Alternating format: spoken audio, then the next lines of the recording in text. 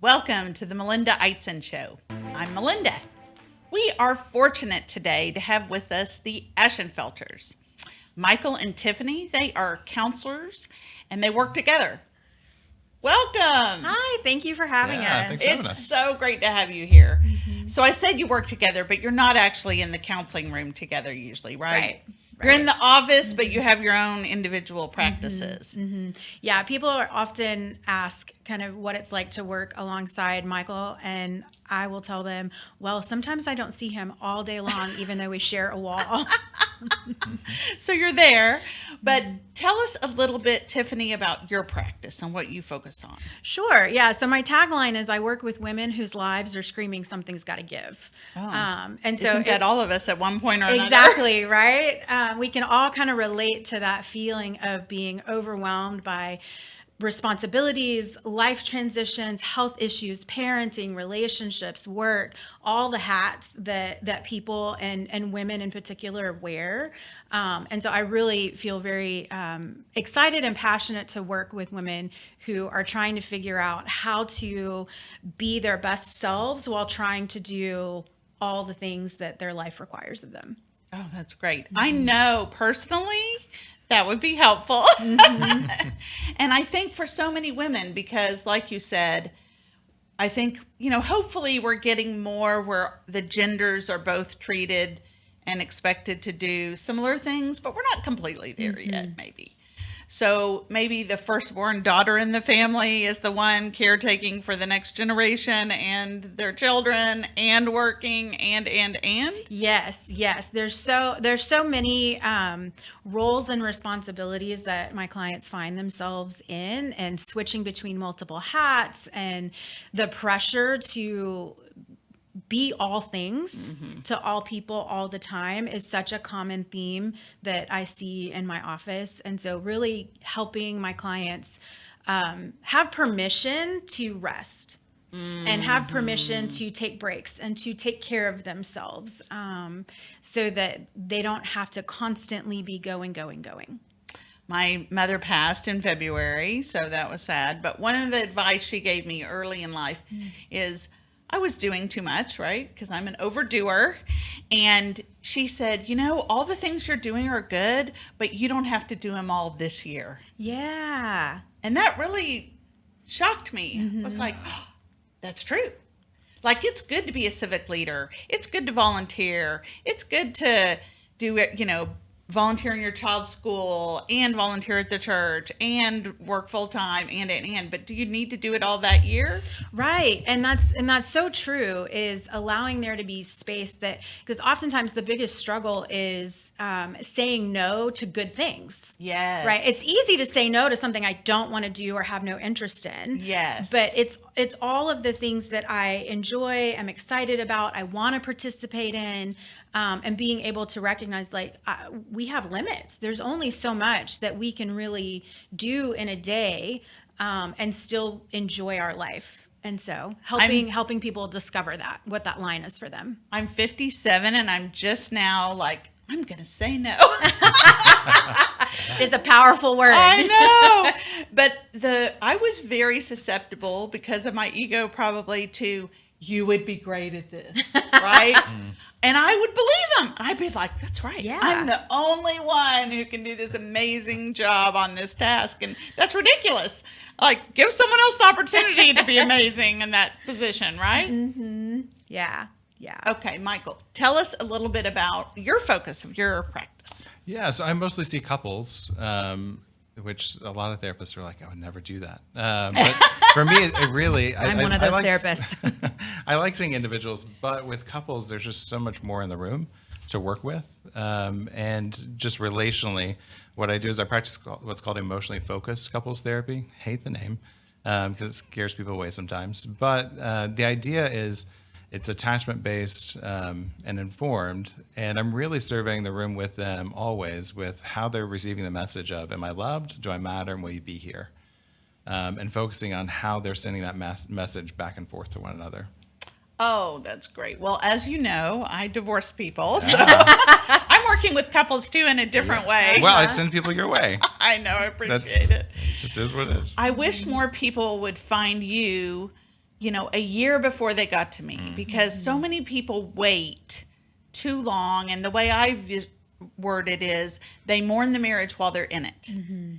And it's too late then. If they had had an intervention a year or 2 or 5 years before, they could have salvaged it. But by that time, one person has already, they're out. And it's too late. And maybe they did raise their hand a year ago and say, hey, we should go to counseling. And the other person was like, we don't need counseling. People who go to counseling are crazy, or people who go to counseling get divorced and they won't go. And then that person, there's like a door shutting in their brain. Absolutely. So part of our message today is listen to that.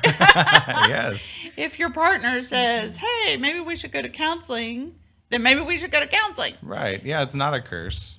Because there's that belief that, if we go to counseling, we're going to get divorced. Well, if you're at that point, unfortunately, the attachment wound is usually so deep that it's really hard to repair it. It's not impossible, but it takes a lot of work. And that by that time you're exhausted, you're hurt.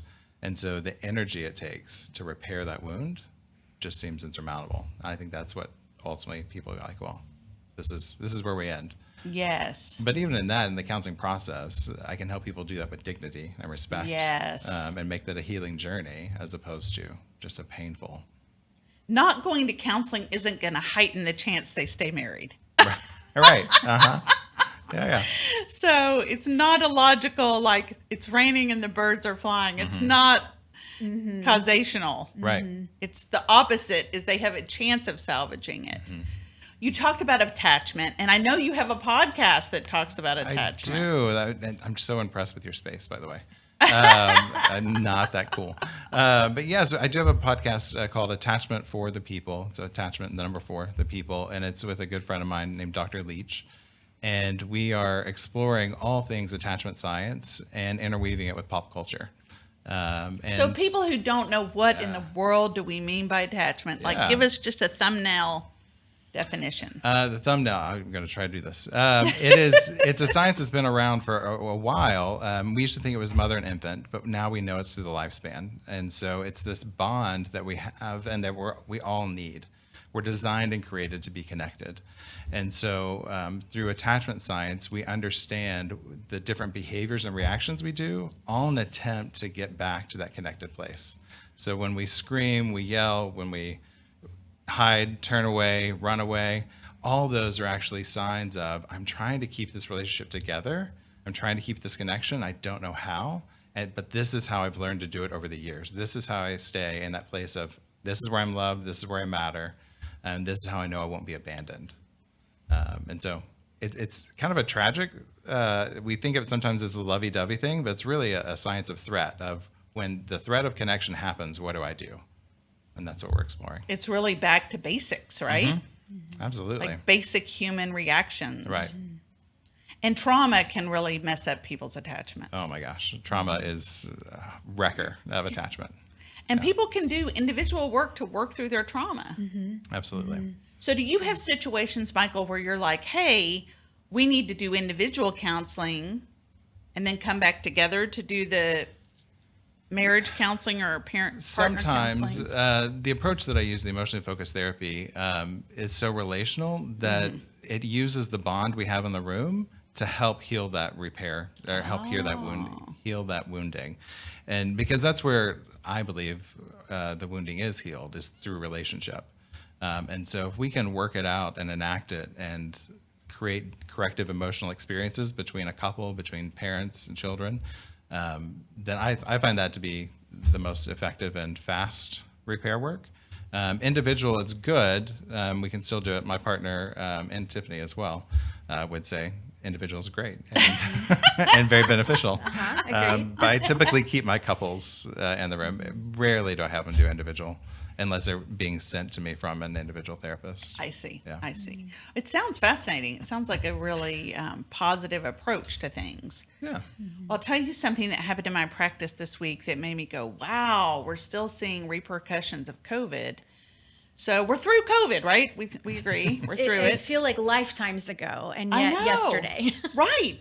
I just had a case where one of the couple was a nurse, and she had been in the height of the hospital, like horrible that's COVID rough. at the very beginning when it Yeah. was just the worst, all the fear, everybody's dropping dead, the whole deal. And she got PTSD or whatever you want to call it, trauma from that.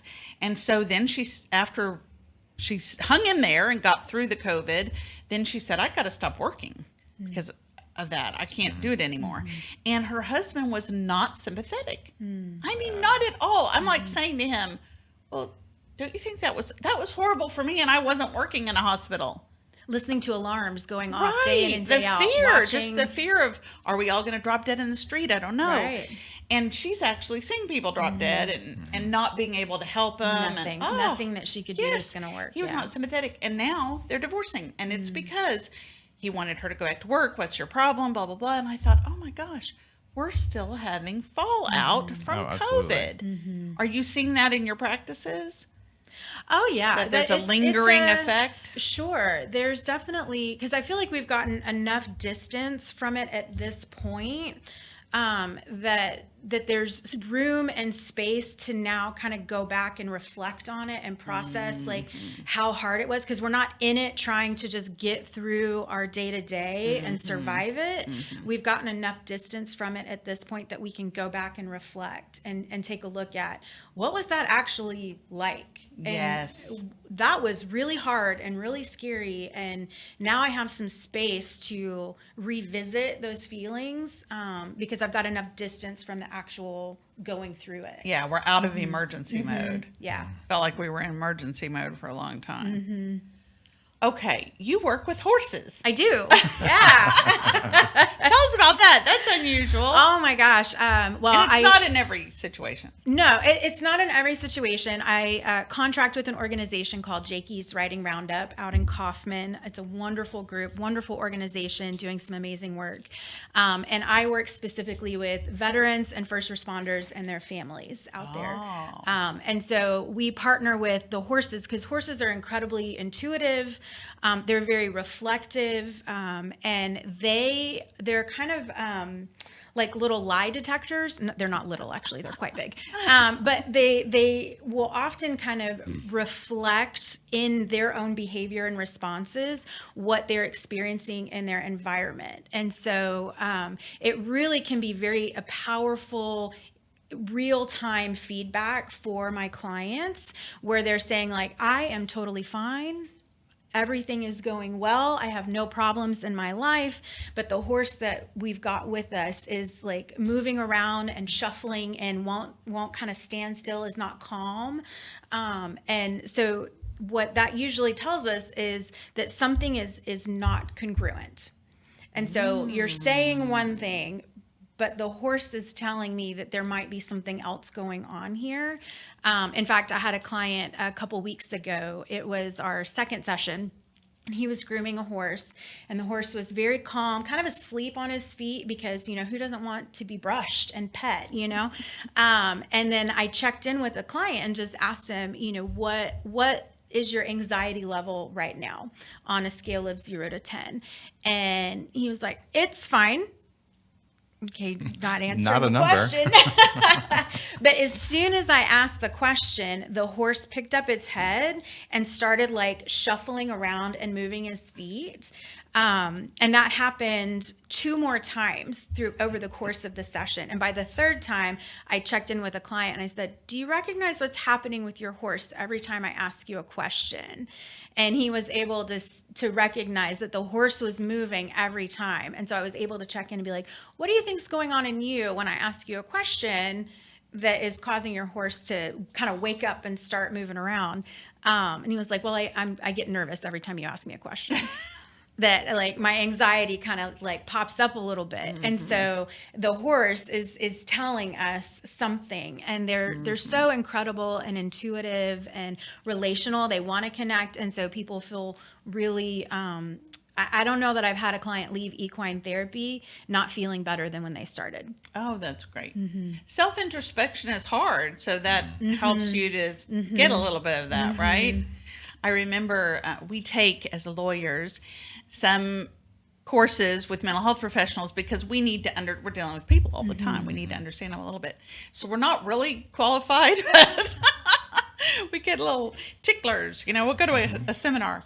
And one way that I think about if somebody has a personality disorder, I'm like, if they have no ability to self-reflect, that's a red flag. Is that right? Absolutely. Yeah. And so I'll say, so what was your part in the failure of your marriage? And if they say nothing, like I'm zero responsible, he or she is 100% responsible and should have something, like a cross burnt in his yard, then I'm like, oh dear. Yeah. Yeah, I don't know how collaborative that's going to be. It's going to be a little harder to settle this one. Yeah. So the horse sounds like a little bit of a, hey, Yeah. something's going on with you. You better pay attention. Yeah, it's amazing what they can pick up on.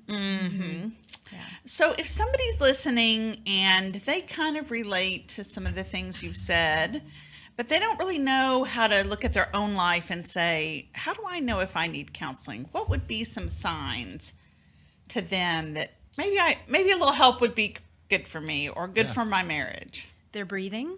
Nice.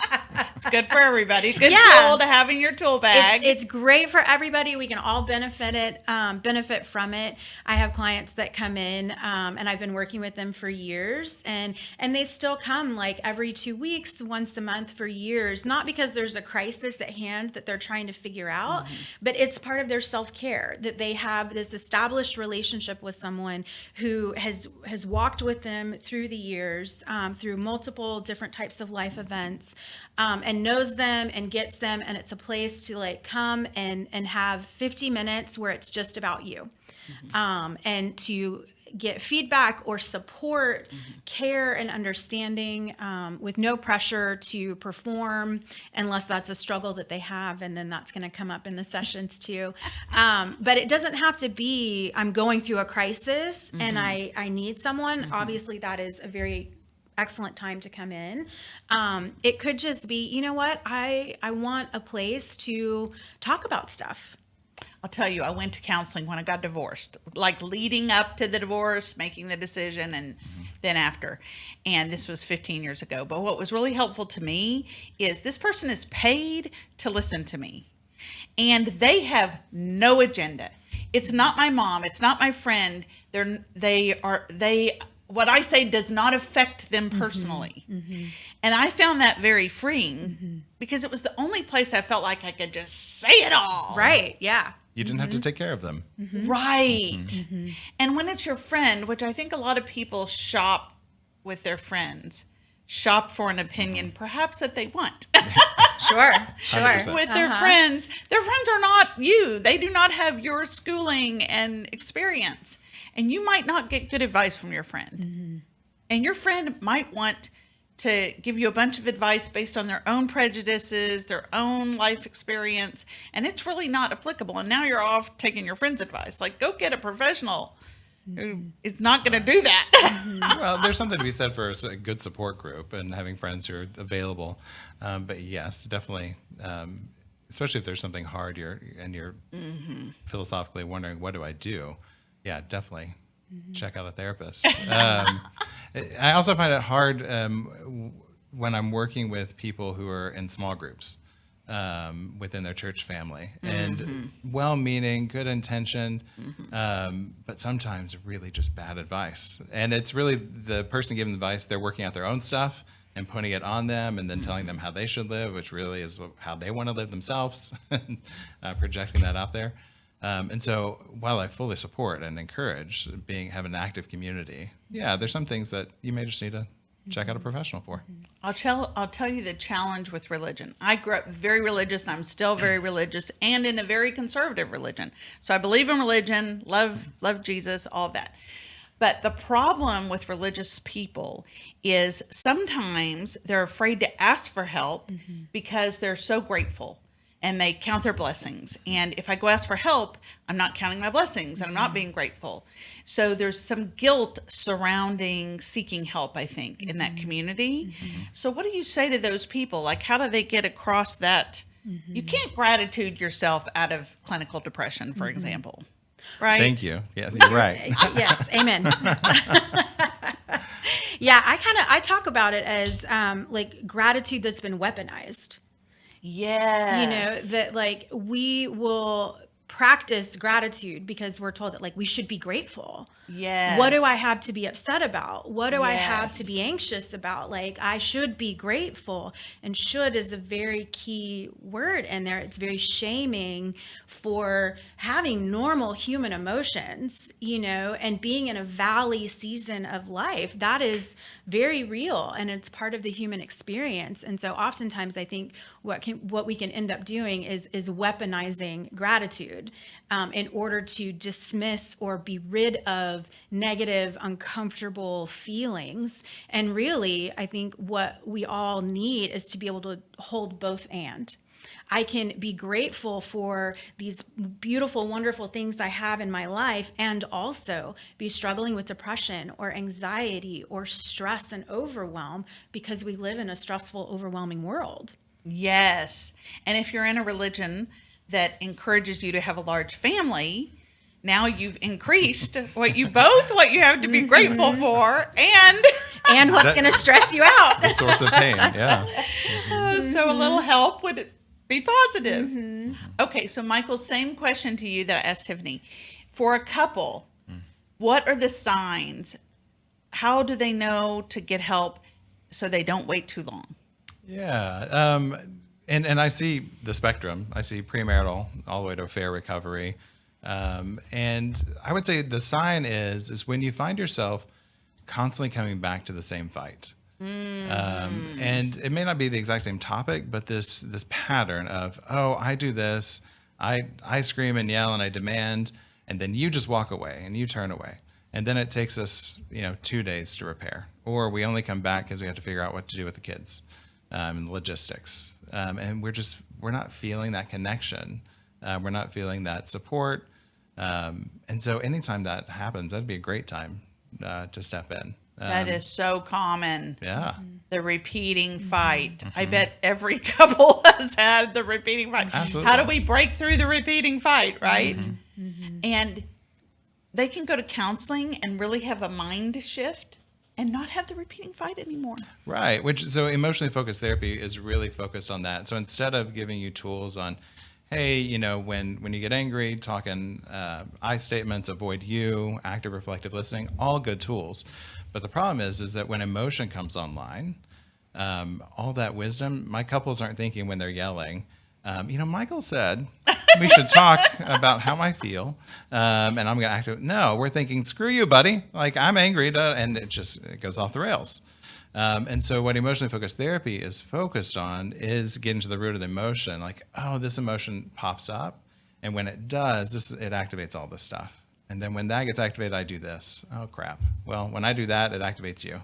And then we get stuck in this repetitive loop. And so the goal of emotionally focused therapy is to get in and understand the emotion and have it what's called a corrective emotional experience, so that it doesn't activate your need to respond in that way of the fight. And so we change the cycle. So there is a mind shift. There's a shift of who I am and who you are, and understanding of that. I'm like, wait, you're not my enemy.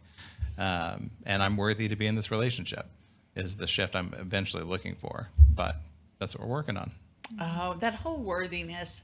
I've watched Brene Brown before. Yeah, absolutely. Love her. Oh, she's so good. She did that TED Talk and just became famous in about a second. But I love her stuff, and she talks a lot about worthiness and connection and a lot of the things you're mentioning, Michael. So that's a good, if somebody wanted 10 minutes on how that all works, absolutely. that's a good teaser for that, because she talks a lot in a funny way about Yeah, She's so vulnerability relatable. and the risk of being vulnerable with each other. yes, just be real, as we say. Yeah. Keeping it real. Yeah, yeah. Well, I think the lovely thing about Brene Brown is vulnerability helps access vulnerability in the other. It's kind of contagious. Agreed. And so when one of us finally, especially in the couples work, when one of us finally gets vulnerable, it opens up the world of the partner. Yes. Yeah, it's hard to criticize vulnerability. Yes. When it's authentic and real. Very good. Yeah. And it's not without boundaries. Right. Which I love that she talks about that too. Yes. That we can be vulnerable and still have boundaries. Well, don't overshare on social media. Right. Yeah. That'd be a good boundary. Yeah.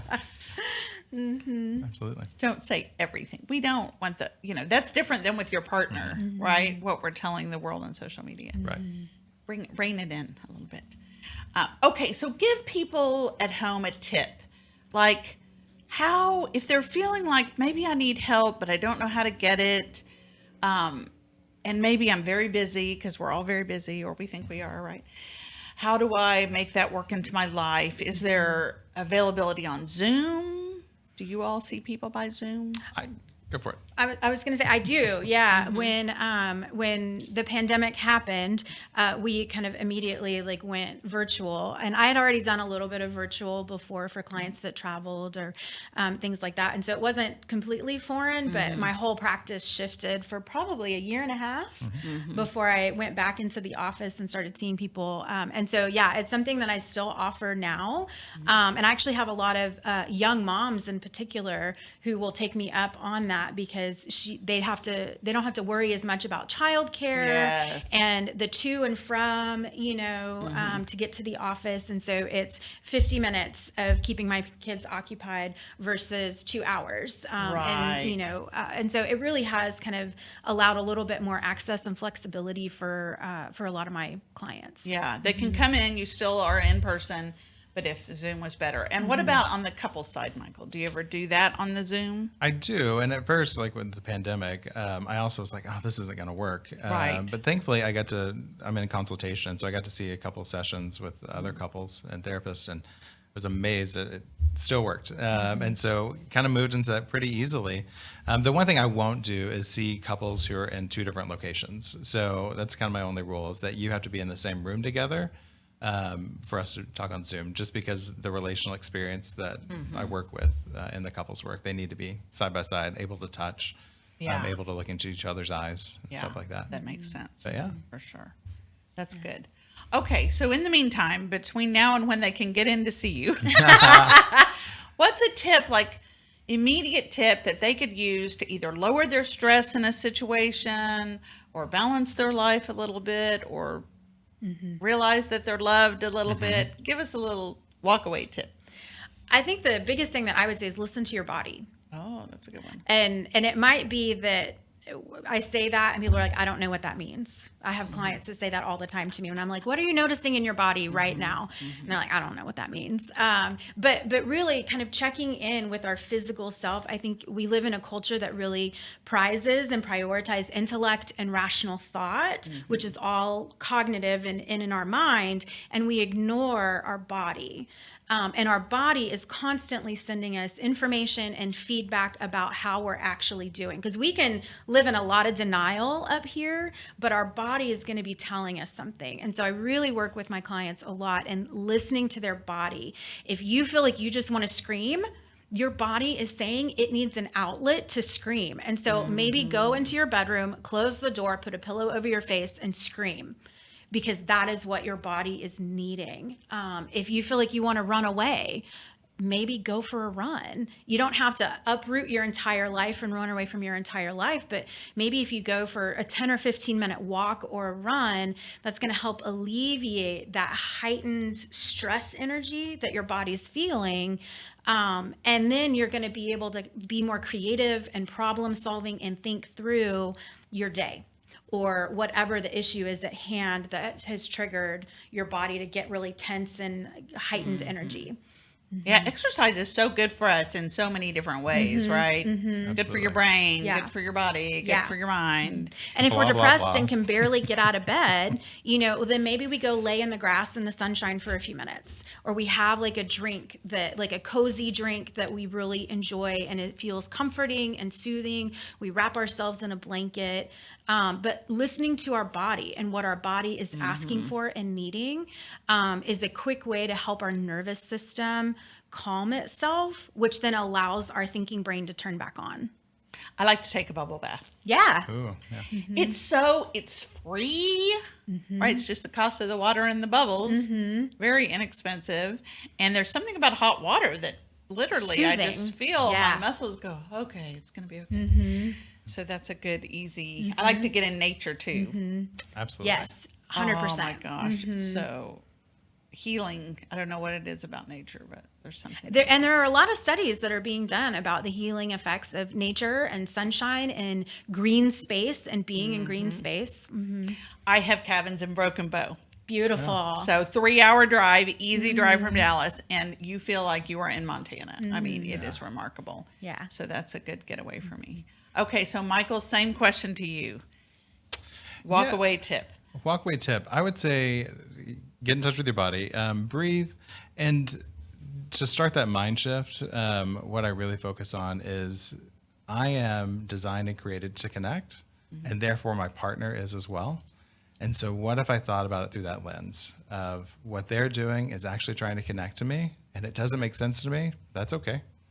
And just go back to myself of like, how am I needing to connect? And the other thing I would say is to create a ritual that you do just to check in with your partner daily. So whether it's doing a 20-second hug when you arrive and you're greeting one another, or it's a kiss goodnight, but some type of ritual that has you touch and make eye contact for an extended 20 to 30 seconds. Oh, that's good. We, my husband and I, we say prayer together every night. So we lovely. hug and we say the prayer while we're hugging.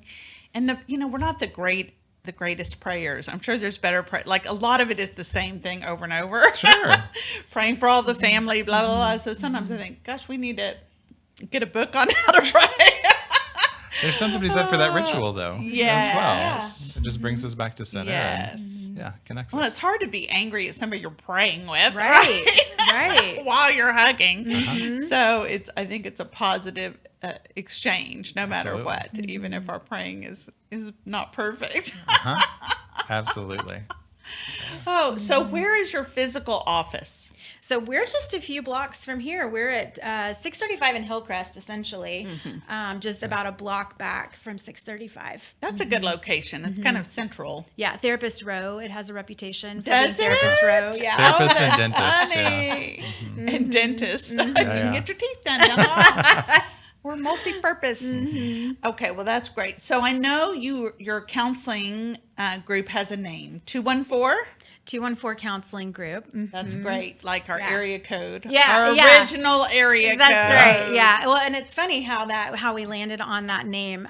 It's actually a practice that Michael are in with two other clinicians, Chris and Casey, and we opened up in 2019. And our whole goal was to be able to, one, we all needed office space, and we wanted to be in a group with other clinicians because it can be really lonely work. And so we found it really important to have other clinicians around us. And we also wanted to be able to offer easy space for new clinicians who are just getting started in their private practice, but don't want to take on the weight and responsibility of a 3 or 5 year lease and furnishing a space. And so we have offices for rent. And we opened up about 6 months before the world shut down and nobody needed offices.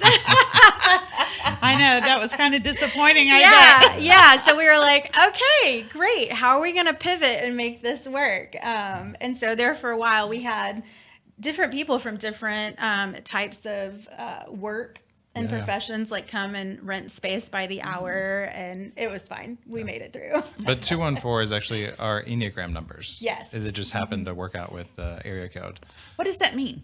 The Enneagram number? Yeah. Oh, that's actually her specialty. It's a personality assessment or tool. Framework. There we go. Yeah. And you tell about it real Okay. quick. Well, the Enneagram is like a personality framework that it really just kind of helps you understand the lenses with which you see yourself, the world, those internal motivations. And so there are 9 different types. And what I love about the Enneagram is that it doesn't feel like it boxes you into this very rigid, like this is what you are, but there's a lot of fluidity and movement in it. And so whatever your number is, you also can tap into 4 other numbers out of the 9 numbers. So you have the numbers that are next to you. I so see. I'm a 4, so I can tap into 3 energy Are you and 2 5 or 1? energy. I'm a 1, so the perfectionist. Is Chris the 2? He's the 2. Chris helper. Epstein. Yeah. Yep. And so we were talking about the Enneagram one day, and then we're like, oh my gosh, we're like the area code. And then we put that in as a placeholder name, and it just stuck. Oh, that's great. Well, we will put on the screen how best to reach you so our viewers can reach you. Thank you so much you. for Thank you. being here. This was so Y'all much fun. are great. I want to go have some counseling now. Awesome. Excellent. Thank you so much for watching the Melinda Eitzen Show, and please tune in again soon.